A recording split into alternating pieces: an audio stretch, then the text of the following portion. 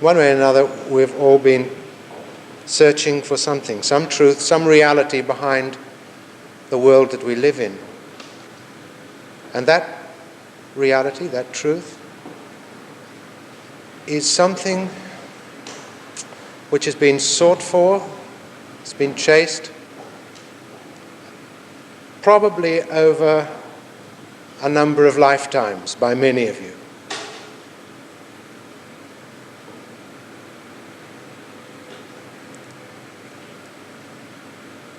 There seems to be a pattern. First, seekers, the first thing that is needed is sustenance. Then security.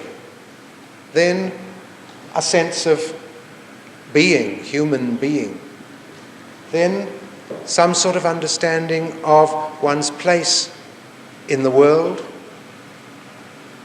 And then some understanding of the reason for existence. I'm pointing up this chart because, in a sense, these spots on this representational figure here represent milestones in our evolution. And that evolution is towards God, towards the yoga, the union with God.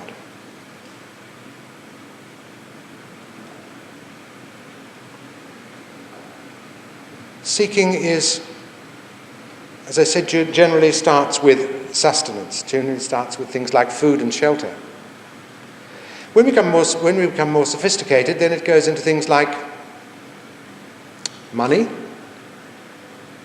physical gratification, power. And again, probably many of you sitting here tonight have, in past lifetimes, played those games.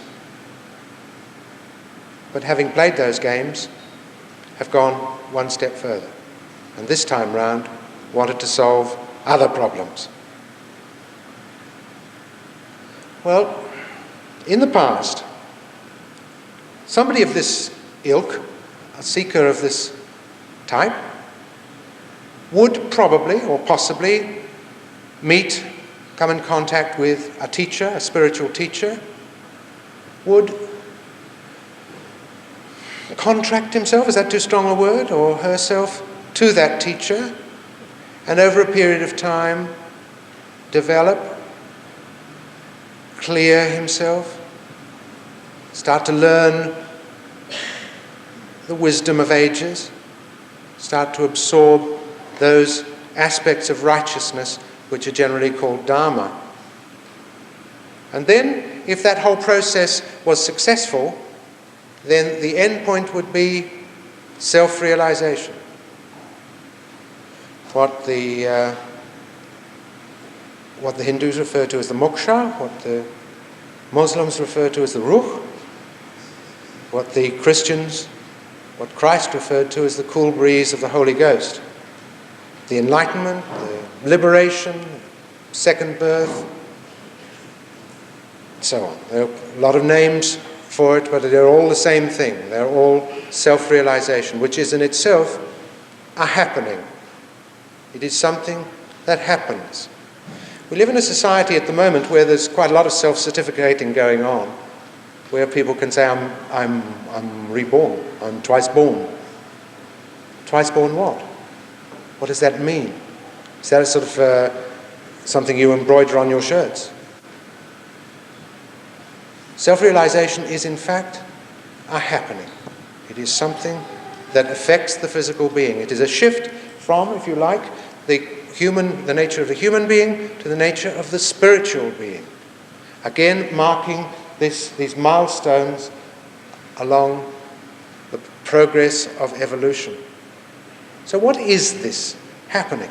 I'm making a pretty aggressive claim here, pretty strong claim. That something physically happens, that something actually happens to the individual when self-realization takes place. There's also another very strong remark following that one. That is that, as in the past, somebody might spend a long, long time preparing themselves for self-realization and even then not get it. I mean, it might be years and years preparing, working with a teacher, a guru, some spiritual figure, and over that time, gaining wisdom, developing strength, developing understanding, purifying, and at the end of it, maybe gaining self-realization. Well, now, in this particular age, because we live in this particular age, at this particular time, that is turned on its head. It is possible to receive self-realization en masse and very quickly. Two conditions prevail. One is that the desire is strong. The other is that there is present an auspicious and appropriate figure, and such an auspicious and appropriate figure is coming here tonight in the form of Sri Mataji Nirmala Devi. Those are the only two conditions that prevail. Given that, given the strong desire for the yoga, given the strong desire in each of you for that union with God, that uniting of the spirit, the Atma in each, with the greater spirit, given that strong desire, that can happen tonight. Well, what is this self-realization? Sitting down here in the sacral bone, which means sacred, and that was something the Greeks found. They found that that particular bone, when the body burnt, that was the last bone to burn. So they called it the sacred bone. Inside that sacred bone lies an energy. An energy of promise called Kundalini. I'm sure many of you know. It resides there and it waits there. And that's why I say an auspicious and appropriate person. Because in the presence of the appropriate person, then this energy uncoils and rises through this central channel. It rises and it pierces this bone at the top of the head, which is the fontanelle bone, and can be felt as a cool breeze. It also manifests as a cool sense of vibrations on the palm of the hand. It is actually a happening. Not self-certification, it's something you can verify and something you can then develop. So this energy called Kundalini, which is the mother, each and every one of us have our own individual energy, our own individual mother, Mother Kundalini. And there is also the Father, God the Father, God the Witness, who also there's an aspect, a grain of in each of us, that is the Atma, the heart. So what happens is, like this energy uncoiling pierces each of these centers, which I'll talk a little about in a moment. Prior to this time, prior to the time of the Kundalini awakening, prior to this time, we tend to live in the left and the right sympathetic channels. This, the blue here, represents the left channel. And that is the channel of introspection, of the moon, the female aspect, the memories, that is the past, desire. So this line here is that part. The Eastern countries tend to live rather more in that channel than we do. They tend to live rather more an introspective life, a life connected, closed in by the walls to the walls of the family, where the past is important, where the crimes, if you like, are the crimes against the father rather than against the mother, which is the female side. In the West, we tend to live much more in the right. And that is the channel of tomorrow. That is the the channel of planning and organizing and getting on with it and dominating people, and that more aggressive side. So, but what is possible, of course, is that what happens prior to realization is that we live in both. For instance, if one says, "Oh my goodness, I wish I hadn't said that to him yesterday," boom, that's on the left. Tomorrow when I see him, I'm going to say this. Now I shift across to the right. So at the moment from, oh, I wish I hadn't said that, to tomorrow I'll say that, there is a moment, a flash, somewhere where the attention is crossing from the left to the right.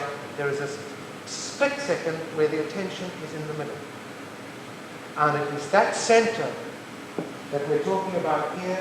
It is that central channel which, when awakened, that central channel up which the Kundalini rises. There's a notice on one of the streets here in Adelaide which says, "No right turn into cemetery." Well, there is a right turn into the cemetery and there's a left turn into the cemetery. Because in a sense, the further one goes into the left, and the further one goes into the right, the more dangerous this becomes. For instance, into the left, as the further one gets into the left, the more one becomes concerned, introspective, the more one becomes concerned with the past and memories and so on, the more this starts to get involved with the occult and all sorts of dangerous things which lie in the subconscious.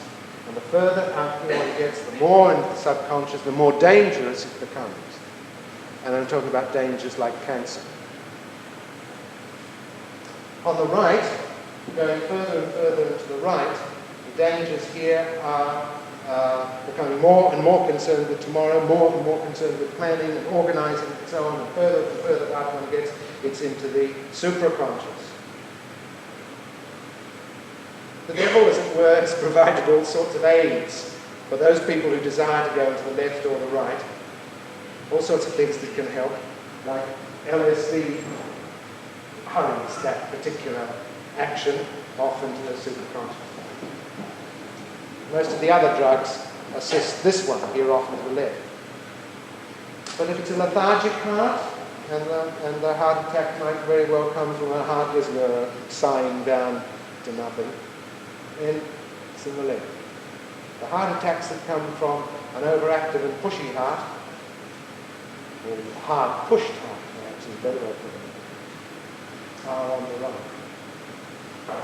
So as long as, or prior to realization, prior to that gift from God, which we generally refer to as self-realization, but which has all those other names that I mentioned earlier, prior to that time, there is a tendency to live either in both these channels. If one is reasonably dharmic, a reasonably righteous life, then it will tend to be flicking between these two and balancing somewhere in the middle.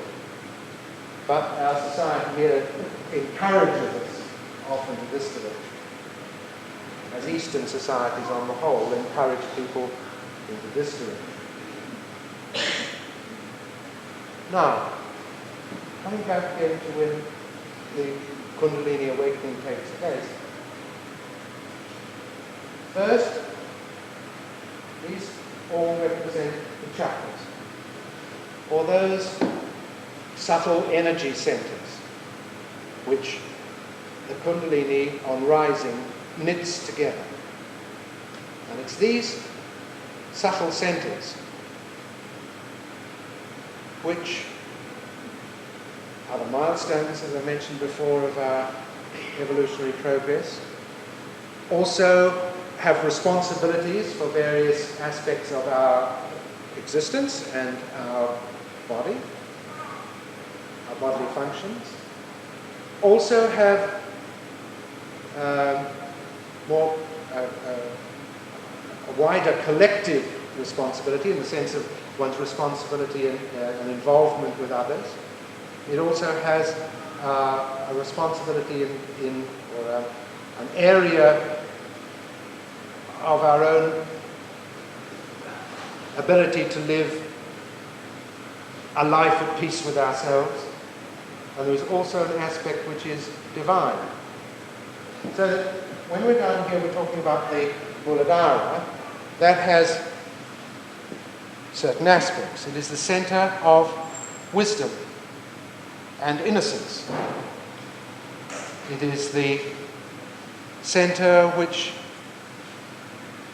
has a responsibility for various organs, like the sex organs, come under the Muladhara. So, if wisdom and innocence are traduced or damaged, there will be a response in that chakra. That chakra will start to go off. It will start to not fulfill its function fully. It will become less active, less effective.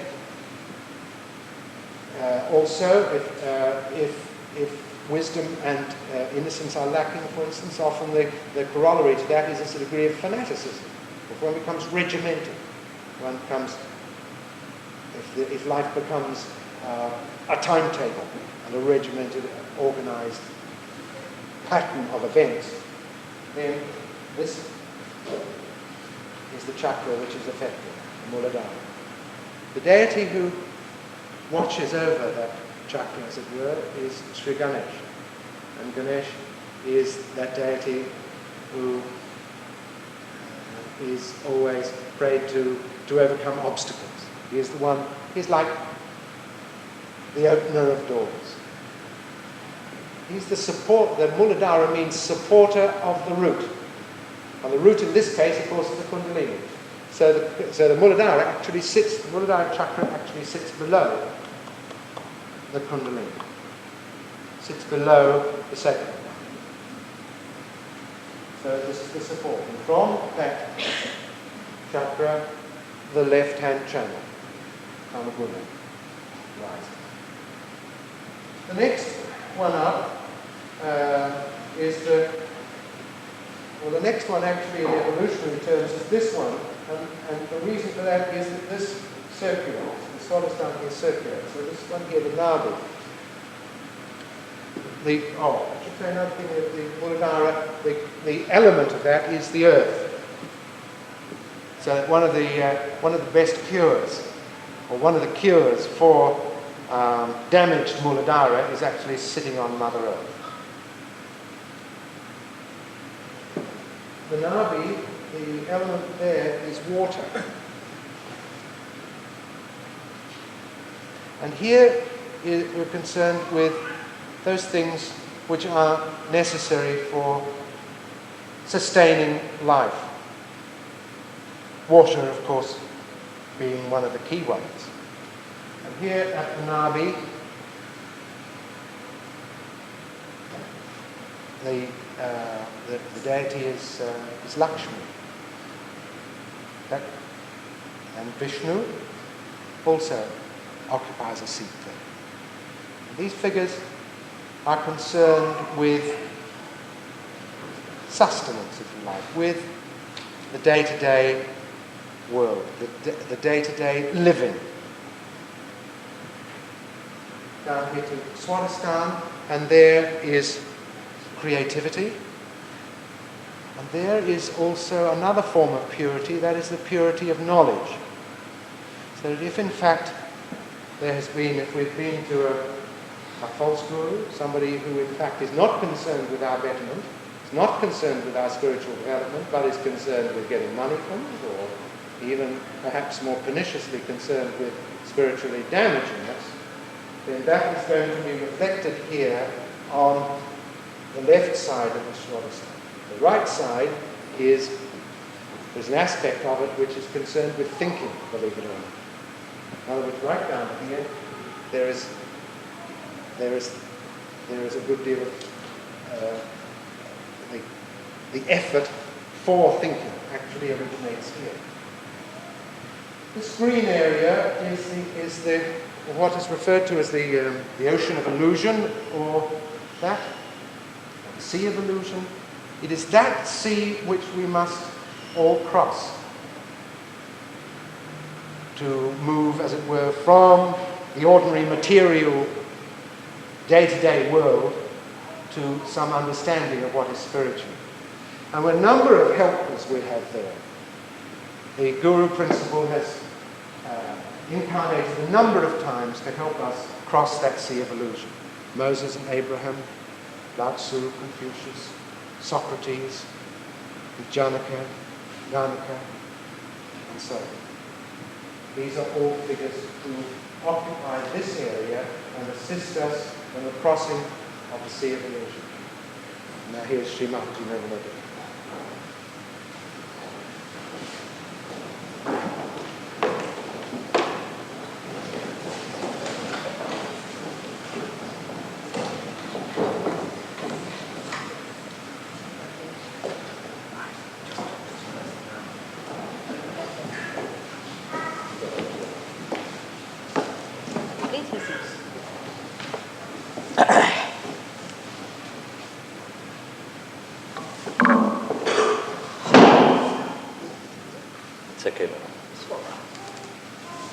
Good evening, ladies and gentlemen. I won't do more than say a few words of introduction.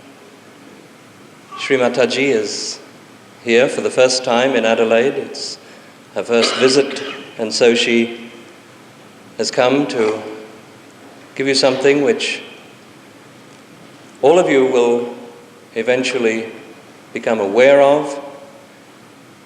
Perhaps even tonight, that awareness will grow into your perception, into your central nervous system, and as Brian has been describing, the actualization will take place in her presence. About Sri Mataji herself, she's not only regarded by the saints of India as the greatest living saint, but she is regarded throughout the world as that one who has come on this earth to do a very special job, and that is to awaken the subtle energy that lies within each one of us and to give us our second birth, the actualization of what Christ has spoken about, of what Muhammad has spoken about, of what was spoken of in all the Hindu scriptures. And she's here to do the job. So, in her presence, you begin to feel vibrations. You begin to feel what Christ called the cool wind of the Holy Spirit. You begin to feel the ruh referred to by Muhammad. In fact, he said, your hands will speak. And this is precisely what happens.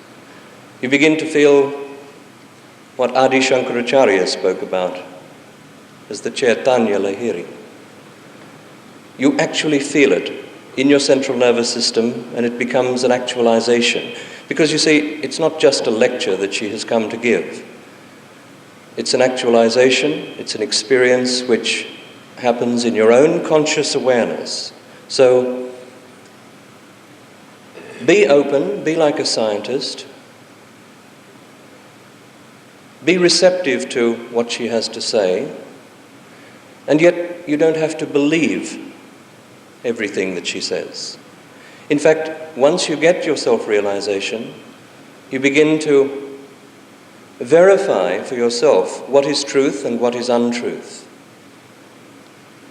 After realization, you ask the question, is there a God? And the vibrations either increase or they disappear. And you be the judge for yourself. You be the judge. In fact, we're being judged every moment of every day. But once we get our realization, this judgment takes place so much more speedily and so much more beautifully. Because this is the reward of our seeking. This is the reward of all that we have been promised by all the great scriptures. Sri Mataji integrates all those scriptures and she fulfills all the promises. She fulfills what John referred to in the Revelation. I beg your pardon, what was Christ referred to in John's Revelation. And so, it's there for the taking. It's there for the actualization. Thousands and thousands of people have got their self-realization. All over the world, there are centers throughout the world. In fact, I've been with Mataji on a tour over many, many countries of the world, and during 1983 she has many more countries to cover. Her mission is worldwide, because this is the time when so many of the seekers have to get their reward for all their births, for all their goodness and seeking over so many lives. Most of us have been born expressly for that purpose, and so when we get our realization, it may be a very subtle experience, or it may be a very strong experience. Don't be disappointed if it's very, very subtle and very, very slight. It depends upon the condition of these centers about which Brian has been speaking. It depends upon so much of what we can only call damage, which has been wrought by our human existence. But when we get our self-realization, we become a subtler being. We become a spiritual being. We cease that realm of existence which we call human, and we become spiritual beings. Not talking about it, not reading about it, not being promised it, as in all the books, no courses on the subject. It's an actualization. So without any further introduction, I'd like to introduce to you all Sri Mataji Nirmala Devi. Thank you.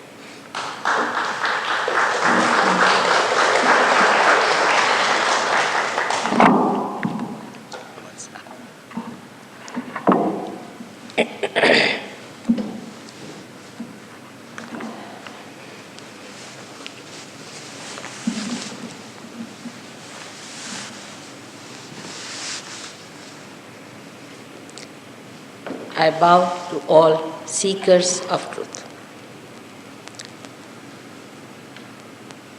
These are the special times when so many seekers are born all over the world.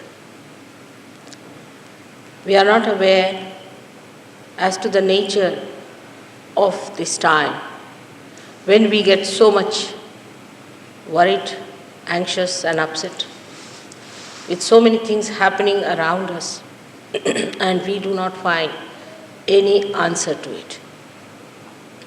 Sometimes, if you read some of the books which give all the data about what is expected of human beings, many people have now, I think, accepted the ultimate doom, and they think that after all the doom has to come, so why worry? Even Muhammad Sahib has talked about the doomsday. But much more than that, he has talked about the days of resurrection. They all have talked about the future, the day of judgment, the day of resurrection. When is this going to happen and how it is going to happen? We have to first of all know that why are we seekers and what are we seeking? When I said that you are the seekers of truth, we have to find out, first of all, what is the truth. And for that, finding out, we have to just use some logic. We have to come to some logical conclusion to begin with. Now, the first thing one must know that we have become human beings from amoeba stage. We have come to this stage with a purpose. It is not purposeless. But why have we become a human being? There must be some purpose, and if this purpose has to be served, it will be served not by some sort of an outward happening, but something inward has to happen to our awareness. Like animals do not have any awareness of cleanliness, of beauty, but human beings have.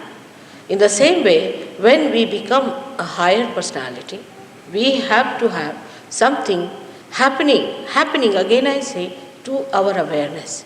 And for this I would say, Jung has done a lot of work. Jung, who opposed Freud very much. And he said that if man has to evolve little higher than what he is, he will achieve his own goal. And according to him also, the goal of man is to become collectively conscious. So even the scientists, the psychologists have prepared the stage for our ascent.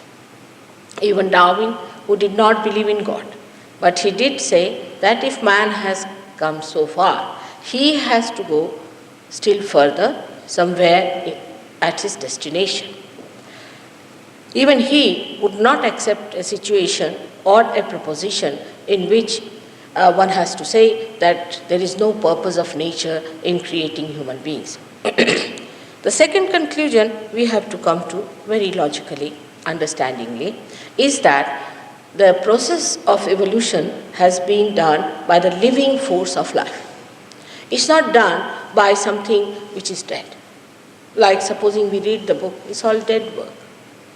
Or if we stand on our heads or do any such things, we don't create any living thing.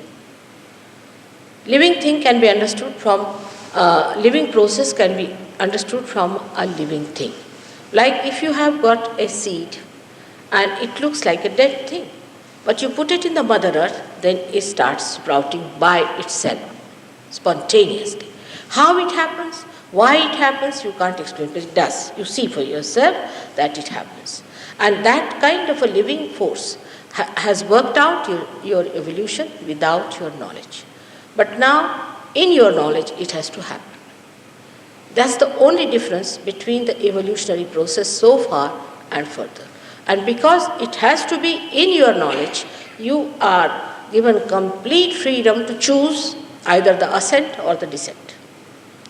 And when you come to this right conclusion that it has to be done through some living process, then you must understand another point, that you cannot pay for it, not a single pie. You cannot pay for it.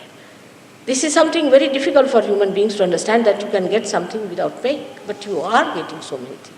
You get the sun's rays without paying for it.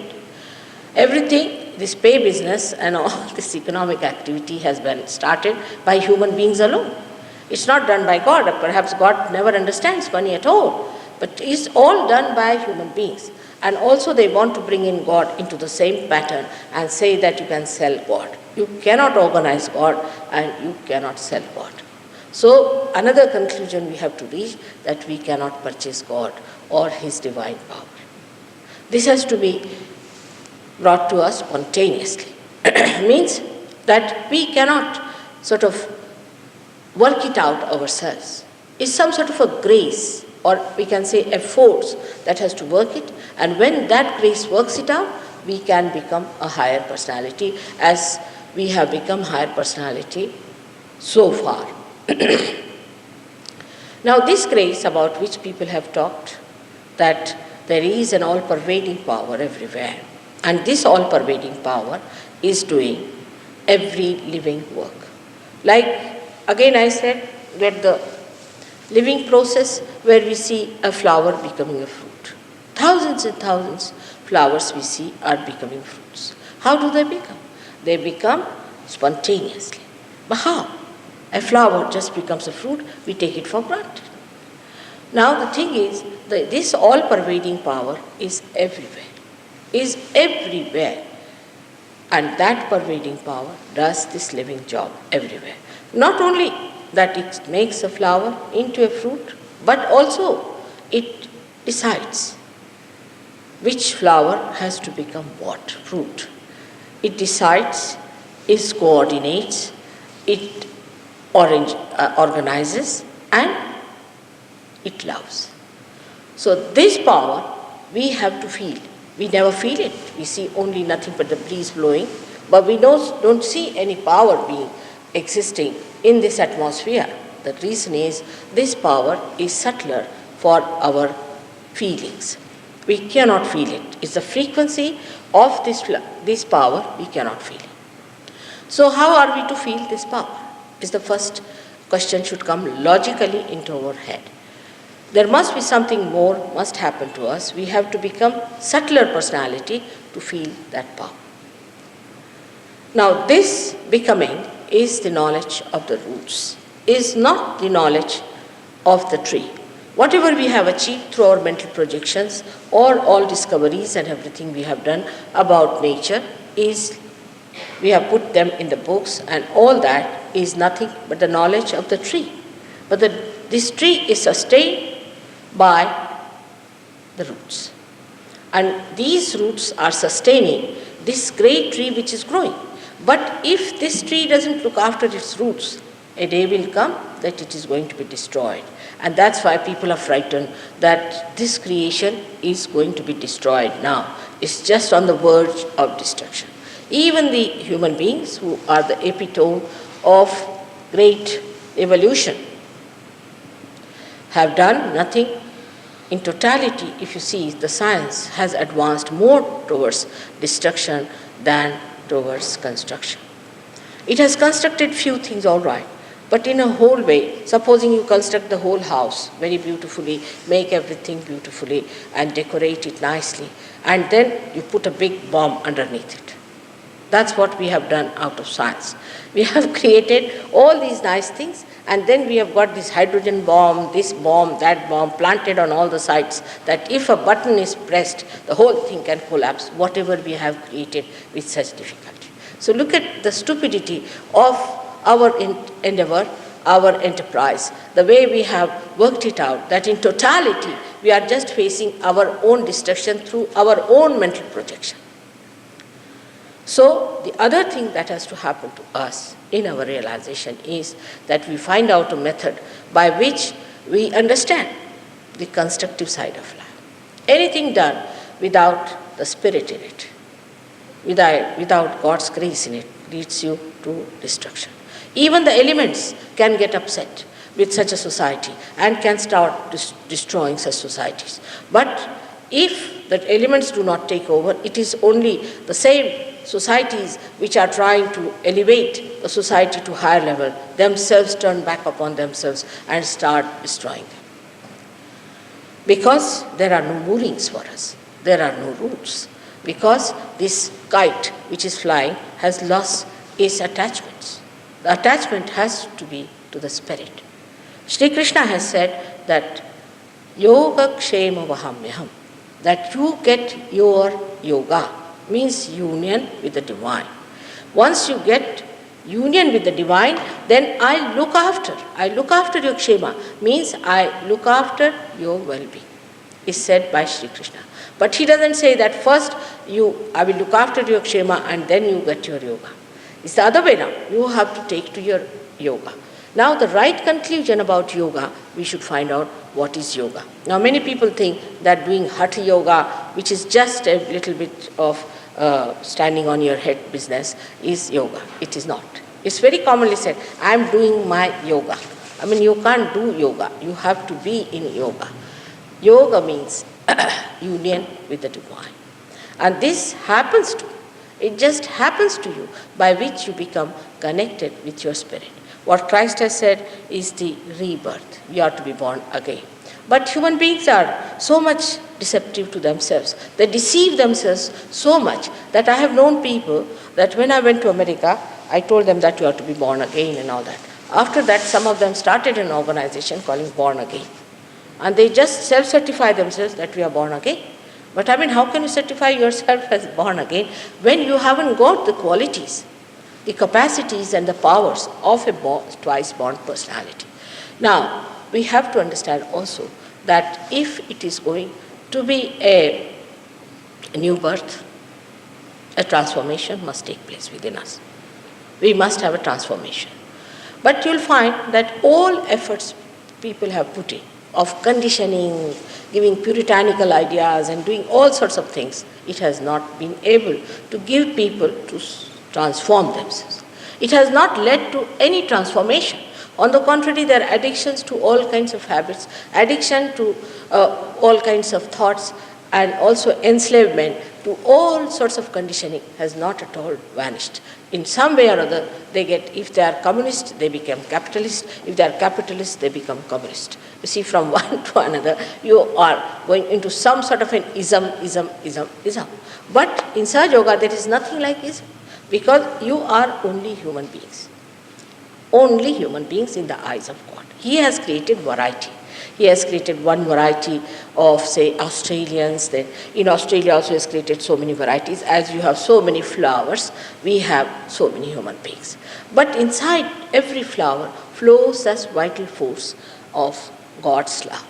And that vital force is to be understood through going into the roots, not from outside, through your mental projection.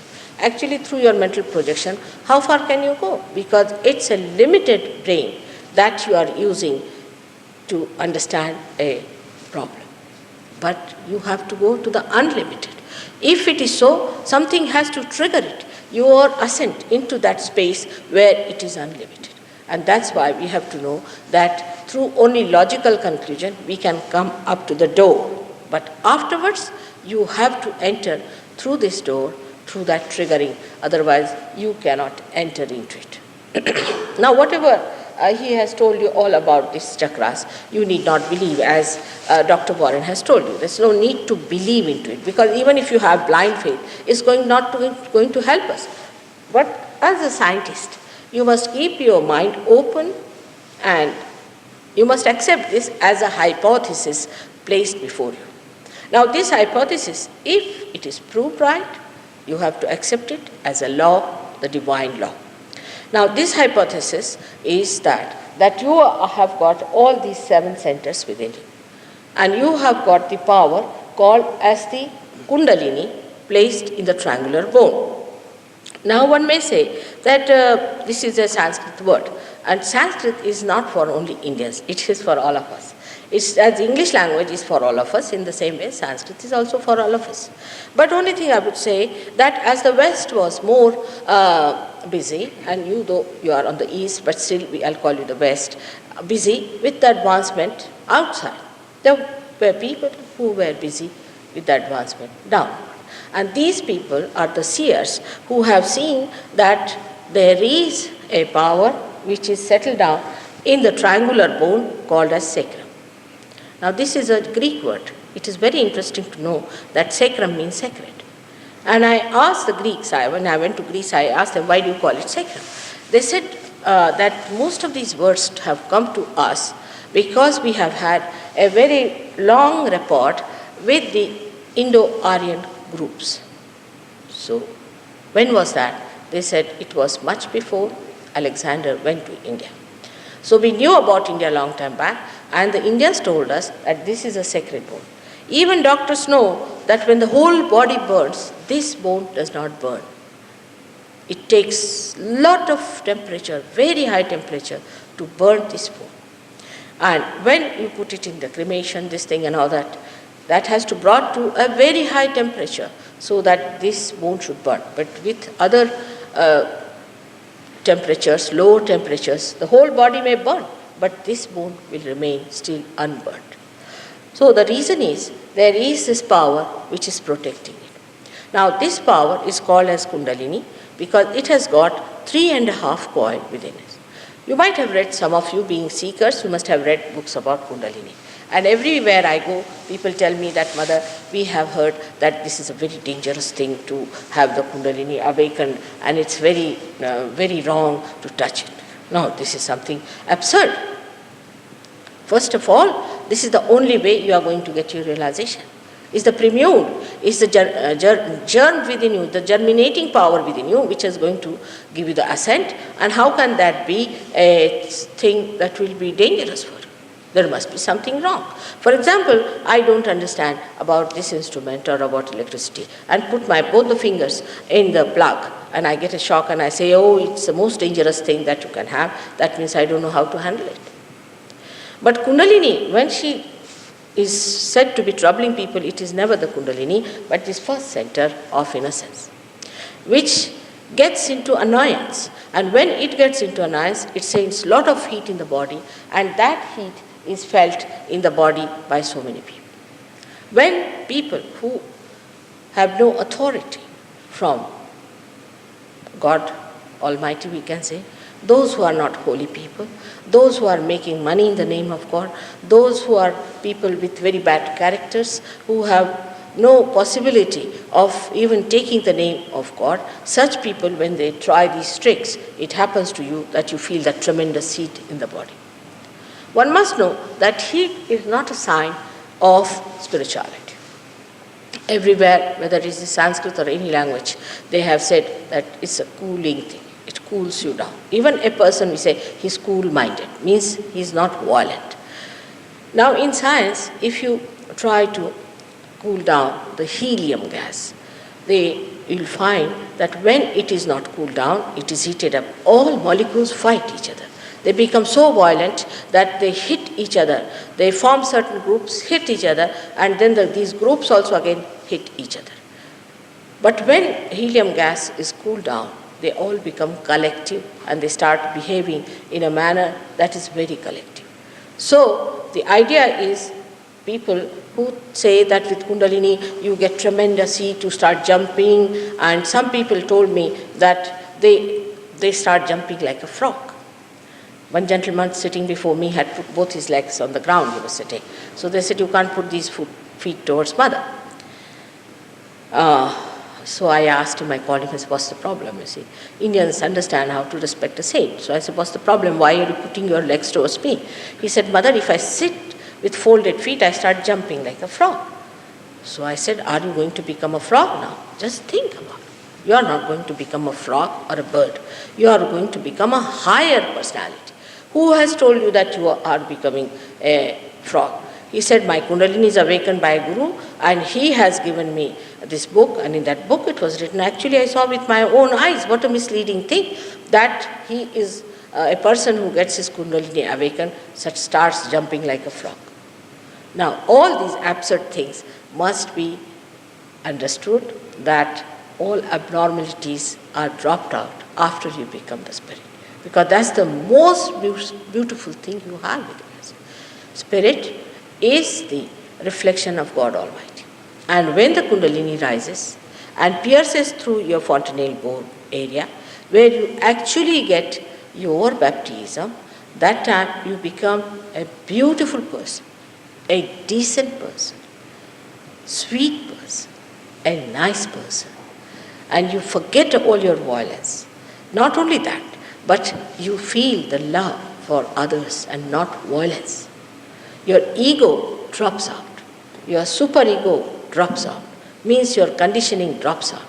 If these transformations don't take place, what's the sense of becoming the spirit?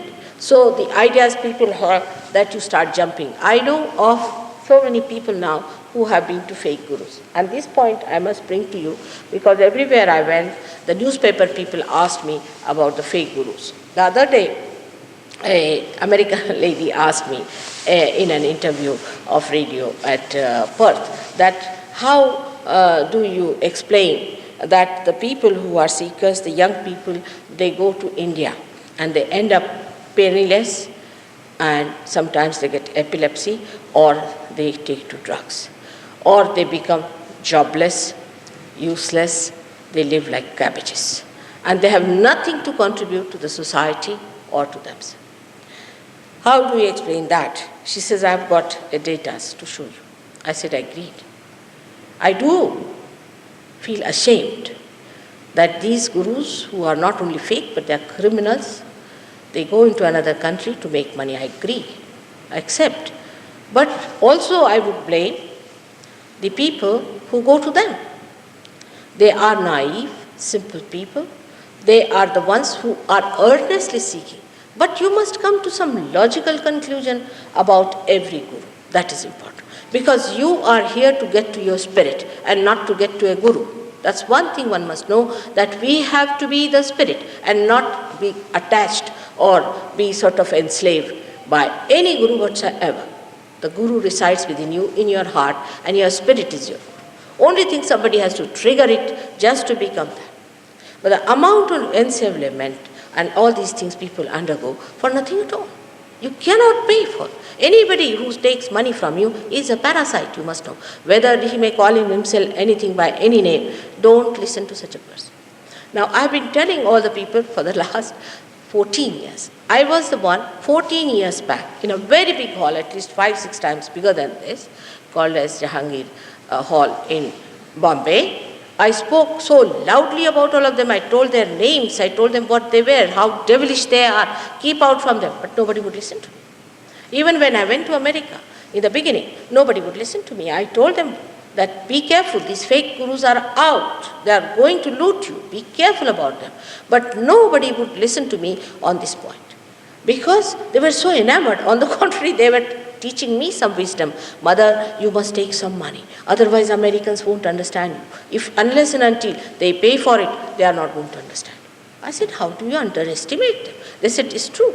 And I tell you, I ended up with some disciples there, or some people who got realization, but I was so frustrated. I asked one great saint of India to go down to New York about 2 years back, and he ran away. He ran away. He said, I can't manage these Americans. Their whole thinking is just the other way around, about God, about everything.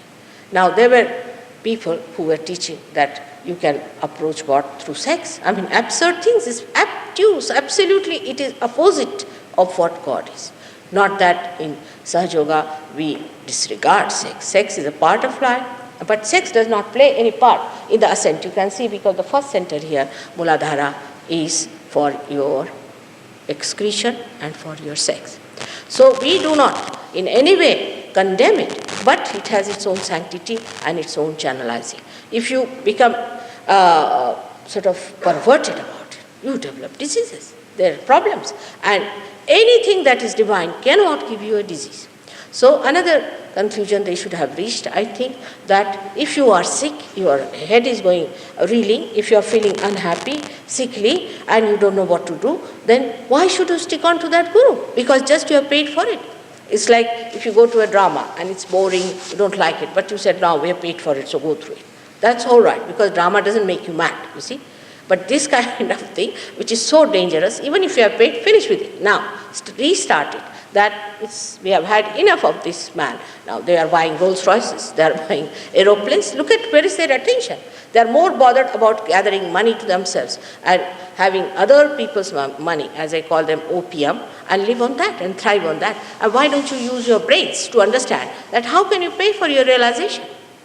It's one of your mistakes, I think, not to understand that anyone who is interested in your purse is not interested in your spirit.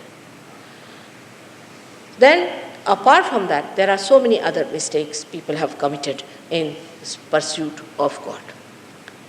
One has to know that when you get your spirit, you get your own powers. I may say, as these people have said, that she's the greatest saint, all right? If they have said it, I say, all right. Because all the saints in India say so about me, so all right. I agree. But I need not say that. Even if I say I'm the greatest, why should you believe in it? What have you got? What powers have you got out of it? What have you achieved out of it? Is the point. It should be absolutely clear-cut to you that unless and until you get your realization, you should not budge out. And you should not accept. Sahaja Yoga is the ultimate. You must try to get your realization. You must get the mastery over it. Unless and until you have done it, what's the use of all Sahaja Yoga done to you? After all, it is to transform you into a new life. It's transform you what is your own. Is all your own property, I would say. Everything is like a trust. I sometimes say I'm like a banker. Now you put your money in the bank, and I'm just a banker who has to give your money. I'm a very gracious banker, so I may give double, 4 times, 5 times, 10 times. That's a different point.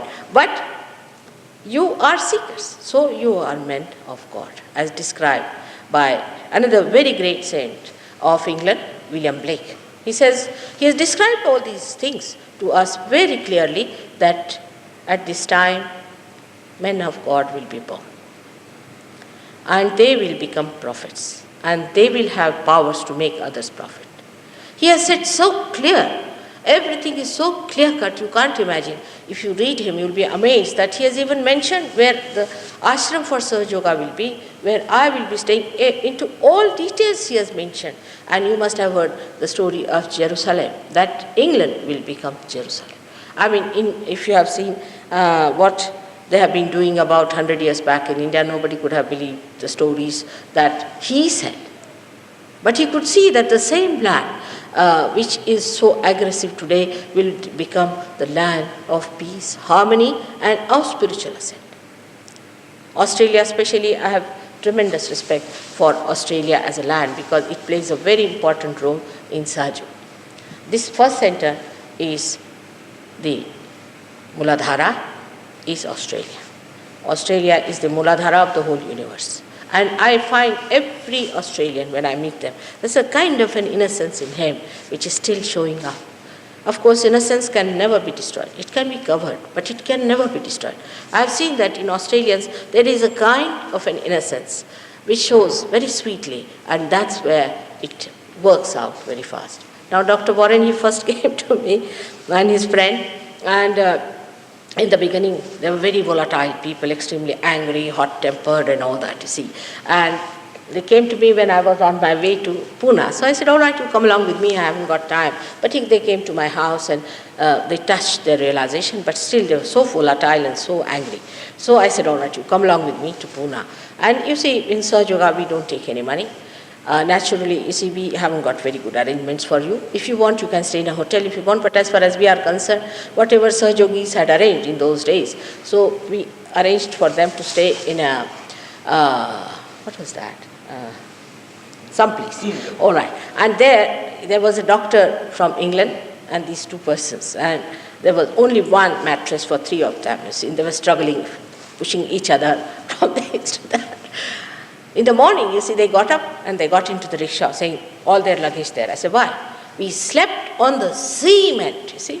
I said, how? We slept on the cement thrice. They went on. I said, what's the matter? How did you sleep on the cement? They didn't give you any mattress? No, nothing. That fellow from England, he was snatching our mattress all the time and we could not sleep and we slept on the cement. And in that I felt the sweetness of it, how sweetly they were telling me their problems. It's such a simple problem to sleep on the cement. But sleeping on the cement helps a lot. They did not know at that time, which helps quite a lot, that the Mother Earth sucks your problems. So it was all arranged, perhaps, that they should be on the cement. But the way they were angry so sweetly, and everybody enjoyed that anger so much in Pune, and then they got their realization. And I knew that something good has to happen. Once an Australian gets a realization, it will work out very fast. And that's exactly what happened in their case, and should happen everywhere. I'm very happy. On my tour last time in Sydney, we did very well. And then we had also this time some program at Perth for the first time. Many people, about 300 people got realization, and it was wonderful. And the whole thing worked out in such a beautiful way that I'm so much encouraged to be here, to be with all of you, and to do this job, because this is the job I'm here for. For this, you don't have to do anything. First, I have to work, and then you have to work for others. There are so many who are lost, so many who are seekers all over the world. It's not in Australia only, everywhere. They have taken to drugs out of seeking. They have taken to these gurus also out of their seeking. All these problems have come to these seekers. Even to, I've seen people who were quite of my age group. They told me they have been to some guru in America and who wanted to cut their tongues. All sorts of things they have been trying. You don't have to do anything like that. You have to be quite intact. But only things, that light within you, which is the spirit, has to shine into your attention. Tomorrow I'll tell you what is self-realization. Tomorrow I'll tell you exactly what is self-realization, and also I'll tell you about the chakras. In any case, they have given you the books, which are, of course, just the beginning of the whole thing is. You can see and read it and understand what are these chakras and what do they do. There's nothing to be afraid of, nothing to be worried. It's your own. It has to happen spontaneously. It happens absolutely without any trouble or torture to you. It may happen to all of you. It may happen to some of you, and whatever it is, we have come here for this purpose only, and I'll work out till my last breath to see that you get what you deserve. May God bless you. We have only one more program on Monday. There's no program tomorrow. Oh. They want to tell that there is no program tomorrow, but we want to have a workshop, because in a workshop, just now we'll give you realization as well, but in a workshop, tomorrow I'll also see if there are people who have diseases and troubles and things like that, because Sahaja Yoga, first thing it does is to cure you of your troubles, of physical, mental and emotional side. then your social problems it solves. It solves so many problems. I mean, it is the answer to all our problems of today. And if you really feel that seeking, it is because this problem has to be solved, that all human race has to be emancipated, that you have to save all of them, not only that, but enter into the kingdom of God, which is promised to you. So tomorrow we are going to have a workshop. What time? 10 o'clock? From 10 o'clock onwards. But we are in a place which is not so big. We have taken this on hire.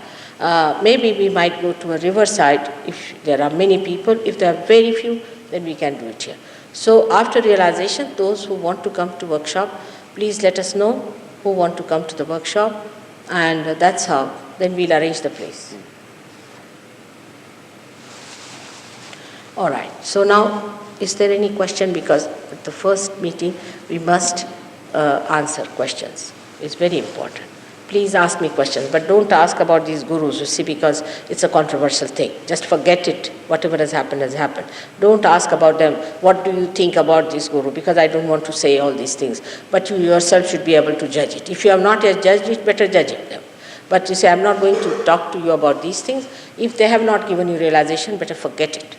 They should have given you realization. If they have not given realization, then they are good for nothing. Just forget it. So please ask me questions which are more of constructive thing. Because you are seekers, I am here to give you a realization. That's all. That's the only relationship we have of a mother who wants that the children should be reborn again. Nothing more or nothing less. So one should not exceed in this and try to ask me questions which are irrelevant for nothing at all. So may God bless you all.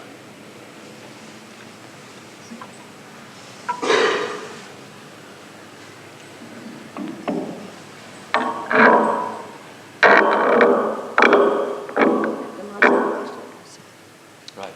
Any questions? Tomorrow, where we are supposed to see Mataji? We'll make that announcement when we find out how many people would like to come, because we have a small place. Why not ask now how many would like to come? Okay, let's see. Raise the hands. You'll be able to meet Mother if you've got any particular problem, explanation of Even the otherwise chapters. for realization or anything. Those who want to come, let's know. Those who'd like to come tomorrow, during the day, it'll be at 10 o'clock in the morning. So we can do it on the riverside. It's better with so many people. Okay, could you tell me the description of the place, please? It's called Pinky's Flat, is it? Pinky Flat opposite the festival hall, is it? On the opposite side of the river, at 10 a.m. tomorrow morning. If it's not suitable there, it's too crowded, we might just go from there to another place. But at least we'll be sitting on the earth. If you wish, bring yourself some lunch and we can make it extend beyond midday. It's We been a all most... can share the lunch. It would be nice meeting together. Near the festival theatre? Opposite, on the other side of the river. I mean, river is a big thing. But they know. They know, all right. So tomorrow morning, let's fix it at that. Tomorrow morning at 10 a.m. at Pinky's Flat opposite the festival hall, and if that site's not quite suitable, we'll walk to another one. You see, the thing is, we have not yet got a center in Adelaide. We have got one in Perth, we have got one in Melbourne, and we have got one in Sydney. Quite a big center in Sydney. But we haven't got any center whatsoever in Perth. So, some people have come from all these various places and have taken a little place on hire. And that's how we have started the program. But now, if you people get realization, you can start a center. It's very simple, don't have to pay for anything. It's a very simple way of doing it. You must master Sahaja Yoga. We'll get some people from there who will come down and settle down here to help you out. So nobody has to pay anything for it, nothing of the kind. It's just that you should get together and understand it and master it. Before Mother gives the experience of self-realization, let's have some questions, because if there's any mental activity, you see, the Kundalini cannot pass through the two sides of the brain. Yes. I'd like to ask Mother a question. Is schizophrenia an evolutionary process? Is schizophrenia? No, I have no chance. You see, that I will tell you tomorrow, what happens, how you get these diseases, all right? It's not at all evolutionary, you become the sanest personality. No. But how it comes, how it works out and why it enters into our being, that I'll tell you tomorrow, everything. All right, tomorrow lecture, I'll cover it up with why we get schizophrenic, why do we get cancer, why do we get other diseases which are not curable, all psychosomatic problems, everything I will explain to you tomorrow on these chakras and on the centers. It's not at all evolutionary at all, absolutely not. On the contrary, it is against. That's what it is. You see, one of the gurus had a lecture, and one of our Sahajogi had gone to that lecture. He is a doctor. And he was amazed that the fellow was talking that when you see a person doing that particular type of a mantra and you see the brain, then what you find in the brain is the theta wave. And our theta waves are only found in a person who is epileptic. So he got up, he said, "Oh God, that means you become epileptic, is that so?" So they said, no, it's not epilepsy, it's another type of theta wave. I mean, if you have to diagnose, you see, I have also done medicine. These gurus have no knowledge of any kind. They have no science knowledge, nothing. You see what they do? They take some scientist, all right, you come to our group and speak to them. And now they become identified with them and take all the credit with them. And ego-oriented people, you see. You tell somebody, oh, you are a great scientist, you come and speak to our people, and they say, this is what we are teaching. Imagine, this one was shocked and he said, how is it theta wave? Because when you have to find out about a patient, whether he is suffering from any trouble, if you find theta wave, that means a person is epileptic. So how the diagnosis is? So, you see, they started saying it's another kind of thing, or we'll meet you again. And then they contacted the doctor, they said, why don't you come and see us, have lunch with us? They offered him money, this and that. Can you imagine? But how people have closed their eyes. The other day, one doctor came to see me in Perth. He's a very good man and he's an Indian doctor. And he told me that most surprising is that some of the doctors have given up their jobs and they have become like cabbages. They can't also see a garlic. This is their situation, and all blame should come to India and Indian government. I say, but what can Indian government do about it? Then nobody can do it. There are people who are really penniless, you can't do anything about it.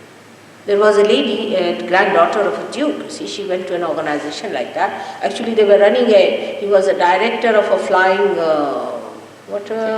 academy in Scotland. And they had huge properties and everything. And they became absolutely penniless because the students who came, ate in their place, were never they never had any contact financially with them. And the whole money was taken away and they became absolutely penniless. This woman got epilepsy, her daughter got epilepsy, the husband got epilepsy. And then they came to me. I had to put them in my own house. Because where to keep them? Such people, you can't keep them with other saints or yogis. They got cured, they are alright, but the husband, because he became bankrupt, he had to go back to South Africa. And the wife and the child both of them are there, but they have lost everything. Now through Sahaja Yoga, they are working out something and we'll try to help her to resettle her life. She had such a lot of money, she was the granddaughter of a duke.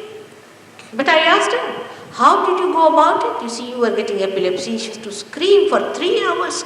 I haven't seen this kind of a case that she was. And she used to get her neck back like that and she used to scream for 3 hours. And when they told this gentleman, their guru, that, you see, this was happening to me, he said that, you see, you go and say some psychiatrist. They take no responsibility. No responsibility at all. So how can you even, I asked her, how is it? She's a very well-educated lady. I said, how is it with all your education and everything, you jump to this kind of a nonsense? And she said, you see, it was like walking under the blanket. We did not know. They said, you pay 300 pounds, we'll give you this mantra. We paid 300 pounds. And the mantra they gave, any Indian who is here will know, was Tinga. Imagine. That means showing like this is Tinga. And they were told, this is a secret, Inga, Binga, all sorts of names they gave, and this is a secret you are not to tell anyone. And this guru used to actually giggle at them. All the time used to giggle at the stupidity of these people. This minted money, there's an article that he's got 60,000 crores of rupees. Crores means... 35 million. million. $35 million in Indian money. Indian. We don't know how much he has got with the bank in Switzerland. Like, this is only one. Another one who was giving realization with a peacock feather or something like that. He died in America. He has got, you will be amazed now. If you go and inquire, you will be amazed that 60,000 crores of diamonds he has got. 60,000 crores of diamonds he left, and both the disciples are now fighting. Then another one has bought now 36 Rolls Royce and 3 aeroplanes. Just imagine.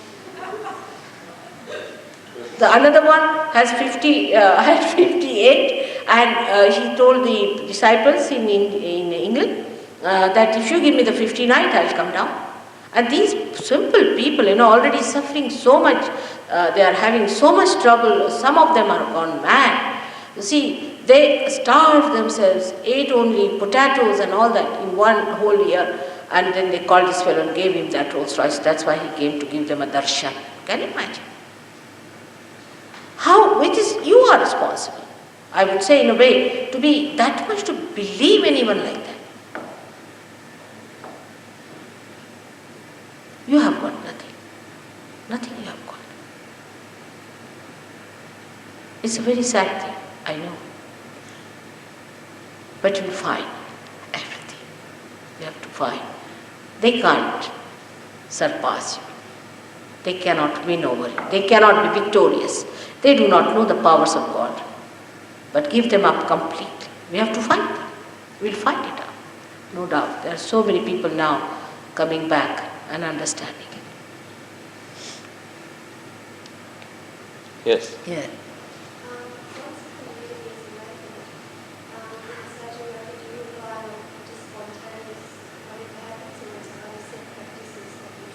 Once Kundalini is awakened, do you just rely upon the spontaneous happening, or are there any practices that you do to keep it in that state? Oh, I see.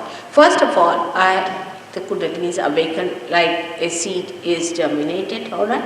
Afterwards, you have to look after yourself. But you know how to do it. It's all told to you. You are looked after. You have to look after it, and it starts growing. But you have to look after it. You have to understand the whole knowledge about it. It's not an individual happening. It's not only for you. It is for the whole. It's not for you. Many people, you see, who get realization, then they feel very happy on top of the world, and then they go home. Mother, we were there, we had your photograph, this, that, and still we again got into trouble. That's not so. If you are going to do that kind of a thing, then you are sadly mistaken. We have to think of others. We have to think of millions and millions of people who are lost in this world. Once you feel all right, absolutely all right, when you get this power, the light comes to you. And as Christ has said, that a light which is enlightened is not kept under the table. You have to give light to others. But it's very simple. You don't have to do anything about it. On the contrary, it's so joy-giving. Ask Dr. Warren how happy he feels. And he's already looking 20 years younger since he's been doing all this in surgery. So you get completely transformed. All your funny ideas of this, that, all drops out, and you become really a beautiful person. And then you want others to be like that. You want to give it to others. You want to be generous about it. All right? I got it in India, as Mataji said. I came back to Australia. I spent about 2 months with her. I was very lucky. I learnt these basic little practices, the simple practices that she's going to show us tomorrow, but I still was a little bit unsure, because don't forget, I'm a scientist, I'm ego-oriented, I've got all the various hang-ups that we have in the Western world, and it was a big problem, in the sense that I didn't even know whether I would have the power to be able to grant real... He could not trust himself. It means he could not trust himself. You see that he had the power, and he would not use it. Then eventually I started giving realization, And it started working, and now so many of those people to whom I gave realization have established centres in Brisbane and Sydney and Melbourne and Perth, and it's just working out like that. And it doesn't depend upon Mataji's physical presence. That's the nice part. You become like your own guru, and that's the really nice part. Nice. In your workshop, Mataji, is it necessary to sit on certain postures and to have that sort of... You have to sit in certain postures. No, nothing. Nothing. You see, you have to be in Sahajasana. And Sahajasana means sit in most comfortable way. There's nothing like that. There's no compulsion, nothing. You are entered into the kingdom of God as guests. And what guest can have compulsion on them? It's a pleasure to have them there. Just one more thing, that some people might be having some back problem or something like that. That I will cure. That I will look after. If you have any problem, you come along, we'll have some chairs for you. I don't know, on the river side, we might have to carry some camp chairs if you have. Because we are just here visitors, you see, just now. You can bring your camp chairs, you sit whatever way you like. I'm not your guru, I'm your mother. You can even sit on my head, makes a yes, that's not there. There's no formality between us, no formality at all, of any kind, no formality. Of course, you respect your mother in the same way you should be respectful, that's all. You should be, if you don't want to be, I cannot force you to be respectful also. That's very simple. Now, the lady wanted to ask a gentleman, is it? Guru Maharaji claims to be the perfect master who reveals enlightenment. Is the process that Maharaji offers, is it the same as what we have? What's she saying? You're speaking of Guru Maharaji? Yes. Guru Maharaji claims to be the perfect master and he gives enlightenment. Is this the same sort of thing that you're offering? No, not at all. He never gave to anyone. You see, the first thing should happen to you. If you get your realization and enlightenment, then you should be able to give enlightenment to others. That you should be able to feel other people on your fingertips, as said by Muhammad Sahib. That in this time, when we'll have this resurrection time, your hands will speak, your fingers will speak. You should be able to do that for others. You should. Now, this Dr. Warren has cured so many people of their diseases also. So that's not the sort of a thing that Guru Maharaj is the one who has taken so many Rolls Royces. I'm not interested in Rolls Royce or anything. It's not that. It is you who should get something. Alright? This gentleman has been he just claims to be a perfect master. He's a perfect master of buffoonery, I think. Yes, the way he's befooled people. He's befooled them, he's got 59 Rolls Royce. I mean, what else? What proof do you need? 59 Rolls Royce out of your money. You know, I don't know how much one Rolls Royce costs. Oh, 100,000. Yes. Each. You see, here I spend my money to come over to you. I do spend my, ask them how much money I have spent already for Sahaja Yoga. Of course, I mean, you have to pay for this all, all right, you pay for this all, you don't pay me. Any other questions? Yes. Talk about God, which God are you talking about? What did he say? When you talk about God, which God are you talking about? The only one. There's many gods, many names. You don't believe in God, is it?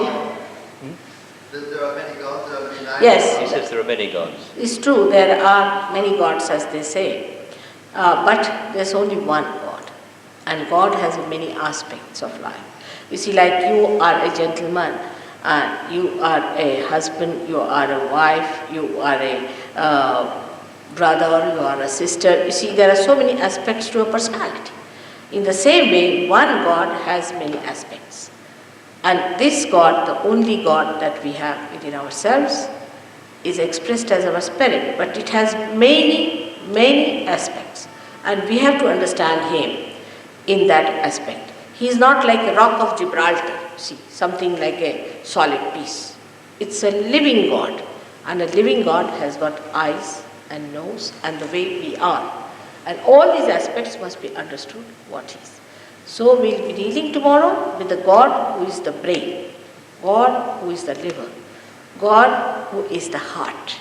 All right? And then I'll tell you what aspect you become. I'd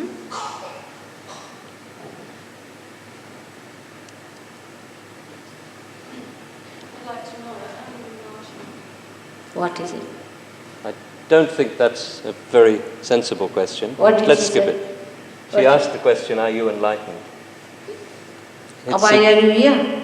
It's not, it's being rude, you know. Did you ask this question to your guru? You better go and ask him. Is he enlightened? The way he ran away from his place. The way he's the one who has got 36 Rolls Royces. Is he enlightened? When you went to him, you can't even talk to him. the one who practices sexual It is being rude. therapy. You know, it's very rude on her part to say such a thing to me. He's done no good to you. He's just taken all If your you don't money. mind, please. I know him too well. don't ask questions I know like him that. too well, what he is. You shouldn't ask such a question to me. It's not proper. What good have you done so far? This is being rude. That's all. Any other question? Yes. I hope this isn't a rude question, but I was planning about life. I just want to ask you, What's was his? there a time when you yourself were not enlightened? What's his? Okay. He doesn't wish to be disrespectful. He's just simply asking the question, was there ever a time when you yourself were not enlightened? No, never. I was born like that. From my childhood, I was like that. There's no question of enlightenment in my case. I was never. You see, there are some people who are like that, isn't it? Have to be some people. There are many children today who are born realized. But I never needed any enlightenment. Does some type of food or diet helps in the process of enlightenment? I think this is a question for tomorrow. Let's keep to the Well, subject, yes, okay? he's a real seeker. I must say, the way he's on, I'm very happy. You know why I'm happy? I'll tell you what. You see, some people told me that people who have gone to Australia, Indians, are Nastikas.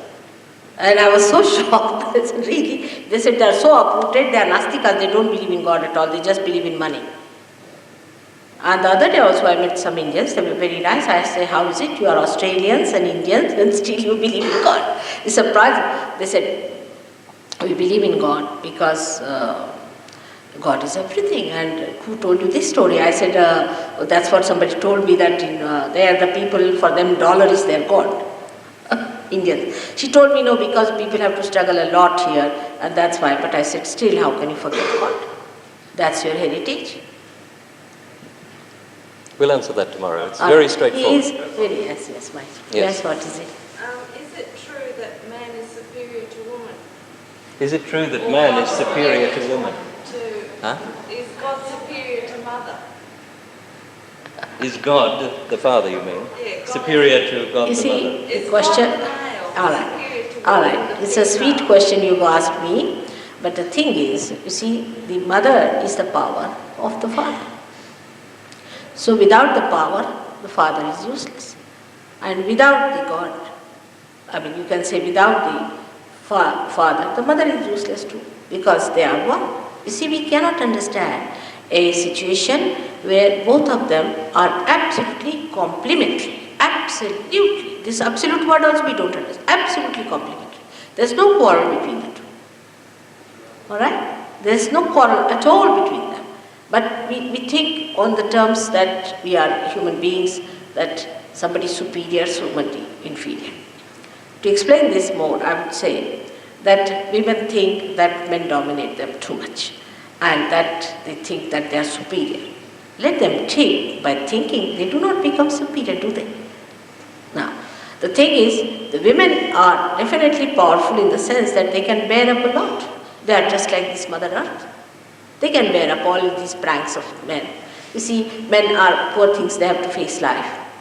You know, my own husband, I see him working so hard morning till evening, and he comes home and he's sometimes, you see, little bit upset. It's all right, let him take it on me. I'm like a sea, I can absorb it, you see. Out of love, if you see that mother has a greater capacity, much greater capacity to love, isn't it? And the man has to depend on. So if we understand the dependability of each other and the complementary temperament, there won't be any such a question of supremacy. Yes. Is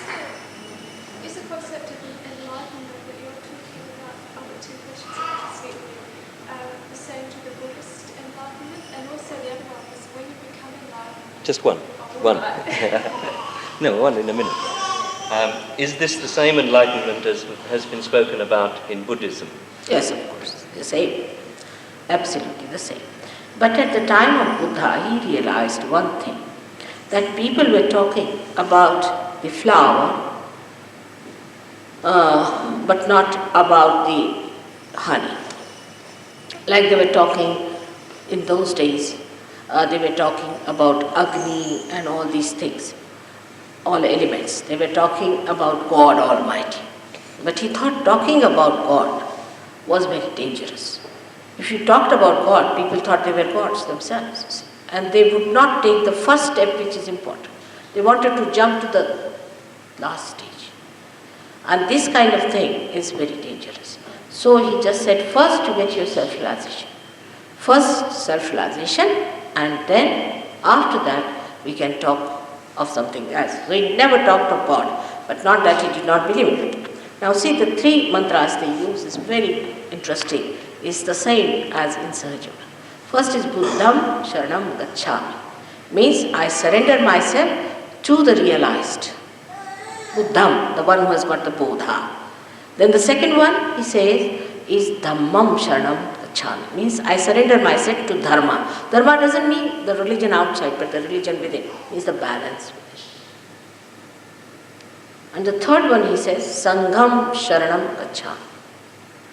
Means I surrender myself to collectivity. It's Sahajyoga he talks. But after some time, as in every religion it has happened, people have twisted it, made it into something else, and now the recent one I saw that they are all going to Gobi Desert. I said, wonderful. In Gobi Desert you won't even get water to drink. I mean, I can't understand this new idea that has come up that Shambhala is Gobi Desert. Shambhala means the limbic area. Sambhala. Sambhala is parallel to the forehead. That is Gobi Desert. Is it Gobi Desert within us, this limbic area that you see there? And that they are taking all the people to Gobi Desert for what? All the saints are sitting there and all absurd ideas, I tell you. It is all within us, we have to find it. So they have twisted it too much. Everyone has been twisted too much, but once you get to your spirit, you will know what is truth and what is not truth. First you get to your spirit. What's the other question? I just not really recall. I just wondered how that related to sort of androgyny, sort of enlightenment and androgyny. When does one know? What does androgyny mean? The uniting of the masculine and feminine. Uh-huh. What is the relationship of, I suppose, Sahaja Yoga and enlightenment, therefore, to androgyny, which is the union of male and female? You see, they also, Tantrikas have brought it to that level. Like Greeks have brought all their gods to human level, these Tantrikas have really ruined them. Actually, the male and female is said like this, that I think it's a big subject, but I'll explain to you later on that there is not this kind of a male idea and a female idea, but we can say that God Almighty and His power, alright? His power, which assumes ego and which does everything, while God Almighty is reflected in your heart. And His power is the Holy Ghost that we know of. And this Holy Ghost is represented within us as Kundalini, which is the pure desire to be one with God. All other desires are perverted and they are not satiable. According to economic science also, that all desires are not satiable. In the same way, this is the heart represents the spirit, which is the male, you can call it, or God Almighty, and His power, the Holy Ghost, is represented by this Kundalini. So when they unite, you will know that they do not unite the way we understand male and female on a baser level, but on a spiritual level, when they unite, then this happens. And that is going to happen to you also, that both reside within you. But it's absolutely abstract, and that's why to explain to human beings, they have used analogies like it's this Purusha and the Prakriti, they called it male and a female, just to explain to you. But the man is the one who is the witness of the play of his power.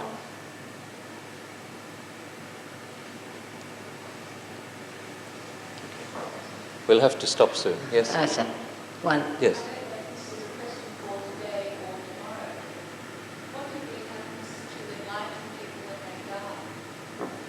What happens to enlightened people when they die?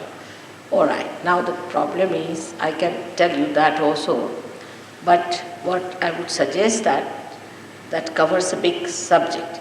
But we should not be futuristic. All right. We have to be at the present. First, to get your realization. There's no question of your death just now, is it? I want you to live and exist. Then we'll talk about death. What is the hurry? All right. May God bless you. Mother, you've talked a lot about fake gurus and ripping people off and that. I just want to know how far you take this poverty thing. Do you realise that, or do you think that poverty is essential? You've spoken a lot about the false gurus and how they've deceived people and taken their money. What he's asking now, another question about poverty. Is it real? Is this your point? Or has it any place? He's very spiritual. Has poverty any place in evolution? Very sweet question it is. Material poverty. You see, poverty and riches are just mental attitudes, you see. It's not actually, for me, you may say that I was born in a very rich family. My parents were very rich. My brother is a very big man. My husband is also another very rich family and very rich person. If you see my house, I really live in a palace-like place, no doubt. But if you ask me, I can sleep here, I can sleep on the street. To me, I'm a queen by myself. So it doesn't matter to me. I'm a queen. Because wherever I am, I'm quite happy. Makes no difference to me. But on the contrary, even if I was born, say, a poor person, like Christ was just a carpenter's son, he was the king, no doubt. It's the temperament that is important. But that's the stupidity of these people, is that they call themselves enlightened and run after all these things. What is the need? There is no need at all to have all these things. If it is there, it is there. If it is not there, it doesn't matter. Nothing important. It has some meaning. The matter has its own style. Like today I went out shopping to buy something made by the artists of this place of Adelaide.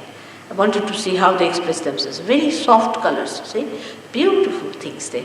And I just wanted to buy, because that means the divine has to care for all these things. These are so sweet. And I was amazed that everything is imported in this country.